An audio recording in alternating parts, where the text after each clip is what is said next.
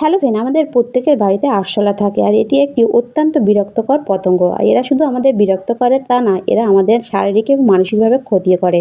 এরা আমাদের অজান্তে আমাদের খাবার দাবারে যেমন মুখ দেয়, তেমনি আমাদের অজান্তে আমাদের শরীরে অনেক রকম রোগও ছড়ায়। এরা আমাদের রাতের বেলা বিশেষ করে রান্নাঘরে এদের বেশি আনাগোনা দেখা যায়।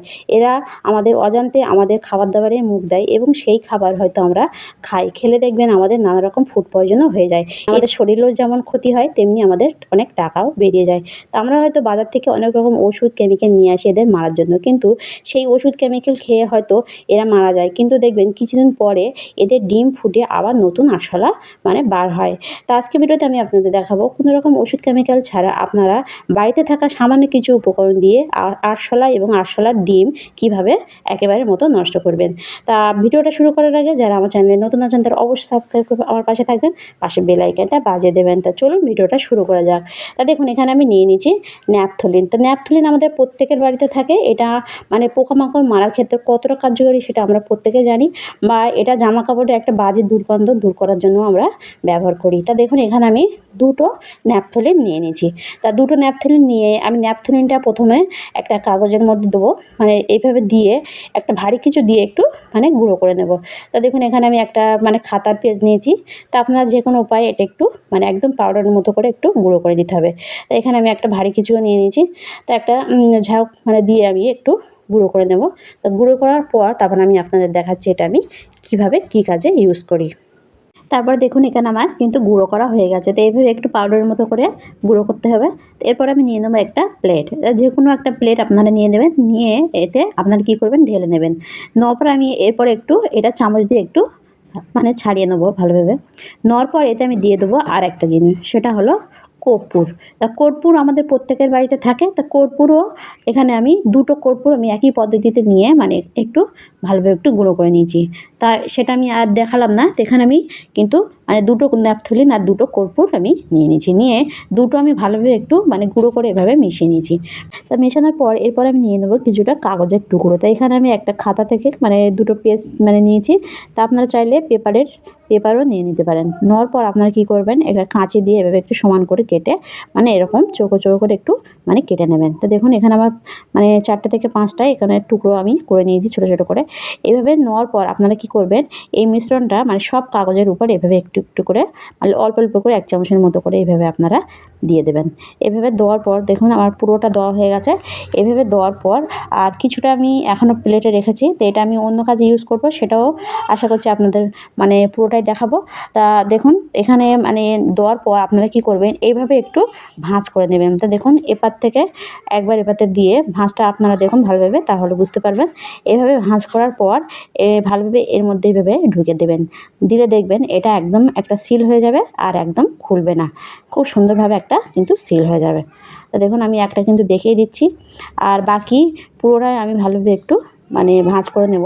নেওয়ার পর তারপর আমি আপনাদের দেখাচ্ছি। তা দেখুন এখানে আমার সবটা কিন্তু ভাঁজ করা হয়ে গেছে। তো এভাবে একটু ভালোভাবে একটু ভাঁজ করে নিতে হবে, যাতে খুলে না যায়। তো দেখুন, তো এটা আমি ভাঁজ করার পর এরপর আমি এই যে বাকি যেটুকু রেখেছি এটা আমি পরে দেখাচ্ছি কী কাজে ইউজ করব। এরপর আমি নিয়ে নেবো একটা সেফটিন। তা সেফটিন নিয়ে এইভাবে আপনারা কী করবেন, কাগজের উল্টো পিঠে ভাঁজের উল্টো পিঠে এভাবে একটু অসংখ্য ছিদ্র করে দেবেন। এভাবে ছোটো ছোটো করে অসংখ্য ছিদ্র করার পর তারপর আপনারা এটা ইউজ করবেন। তা দেখুন, আমি এখানে একটা ছিদ্র করেছি। এরপর আমি বাকি 4টে কাগজে আমি ভালোভাবে একটু পুরোটাই ছিদ্র করে নেবো, নিয়ে তারপর আমি আপনাদের দেখাচ্ছি। তা দেখুন, আমার পুরোটা কিন্তু এখানে ভালোভাবে সবটাই ছিদ্র করা হয়ে গেছে। তো এটা আমার রেডি হয়ে গেছে। তো এটা আমি এক সাইডে রেখে দেবো। রেখে দেওয়ার পর আমি বাকি যতটুকু রেখেছি এটা আমি আরেকটা কাজে ইউজ করব।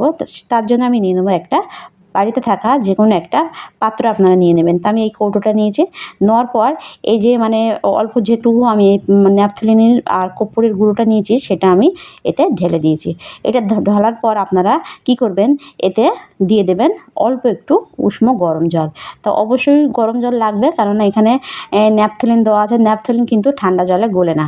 এটা গরম জল না দিলে কিন্তু ন্যাপথলিনটা একদমই গলবে না। তো এভাবে আপনারা গরম জল দেওয়ার পর আপনারা এটা ভালোভাবে একটু এভাবে একটু মিশিয়ে নেবেন আর নাড়তে থাকবেন, না হলে তলায় কিন্তু জমে যাবে। এরপরে আমি নিয়ে নেবো একটা বাড়িতে থাকা এক্সপায়ার হয়ে যাওয়া একটা ট্যাবলেট। আপনারা যে কোনো এক ট্যাবলেট একটা নিয়ে নেবেন, নিয়ে এই গরম জলে দিয়ে দেবেন। তারপর আমি নিয়ে নিচ্ছি 1 মুঠো লবণ।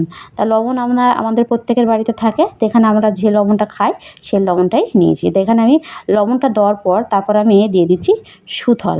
তা সুথল আমাদের প্রত্যেকের বাড়িতে থাকে, তো এখানে আমি 1 ডালা মতো সুথল মানে দিয়ে দিচ্ছি। তা আপনাদের কাছে যদি সুথল না থাকে, তা স্যাভলন বলুন বা ডেটল বলুন, আপনারা যে কোনো জিনিস আপনারা এখানে দিয়ে দিতে পারেন।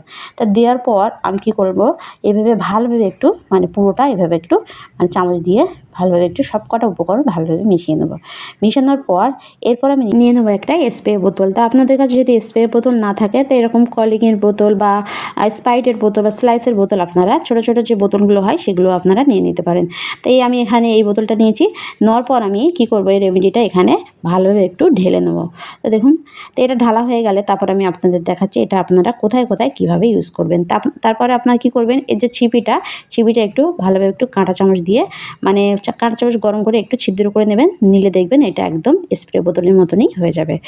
তো দেখুন, এখানে আমার দুটো রেমেডি রেডি হয়ে গেছে। তা চলুন দেখে নেওয়া যাক আপনারা এভাবে দুটো রেমেডি কোথায় কোথায় কীভাবে ইউজ করবেন। তা দেখুন, আমাদের প্রত্যেকের বাড়িতে দেখবেন রান্নাঘরে বেশি আরশোলা দেখা যায়। এরা আমাদের পেঁয়াজ, আদা, রসুনের উপর দেখবেন বা আলুর উপরে দেখবেন নোংরা করে রেখে দিয়ে চলে যায়। তো এইসব জায়গায় আপনারা কী করবেন, একটা এভাবে কাগজ রেখে দেবেন, দেখবেন এর গন্ধে এর ধারে বারে কোনো আরশোলা আসবে না।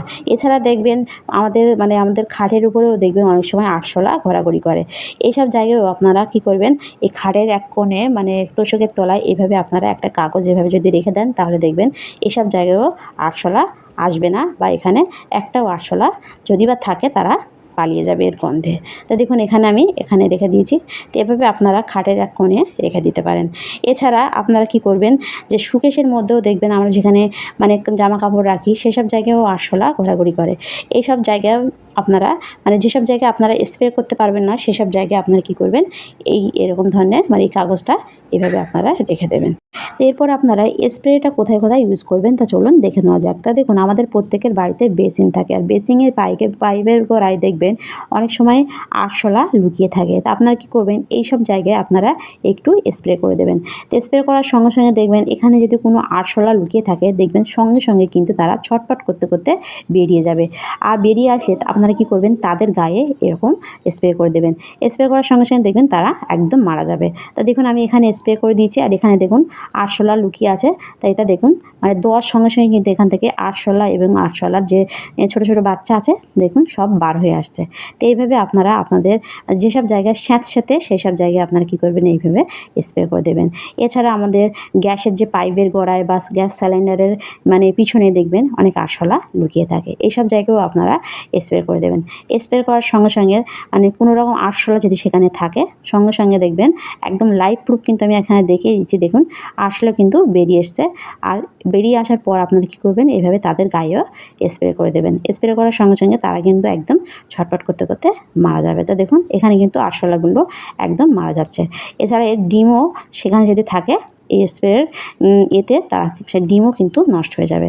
এছাড়া আমাদের বাথরুমের যে মানে জালিগুলো থাকে দেখবেন রাতের বেলা, এই জালি দিয়েও দেখবেন বাইরে থেকে অনেক আরশোলা রাতের বেলা, বিশেষ করে এই বর্ষাকালে দেখবেন বাইরে থেকে অনেক আরশোলা আসে। তো এসব জায়গায় আপনারা কী করবেন, ঘুমাতে যাওয়ার আগে রাতের বেলা আপনারা কী করবেন, এইসব জায়গায় একটু স্প্রে করে দেবেন। দেওয়ার পরে দেখবেন সেখান থেকে আর কোনো আরশোলা আমাদের ঘরে প্রবেশ করবেন না। তা আপনারা অবশ্যই একবার করে দেখুন, তাহলে বুঝতে পারবেন এটা কতটা কাজের। তা ভিডিওটি পর্যন্ত ভালো লাগলে লাইক, কমেন্ট, শেয়ার করতে ভুলবেন না। আর কোন টিপসটা ভালো লাগলো অবশ্যই কমেন্টে জানাতে ভুলবেন না। দেখা হবে নেক্সট ভিডিও।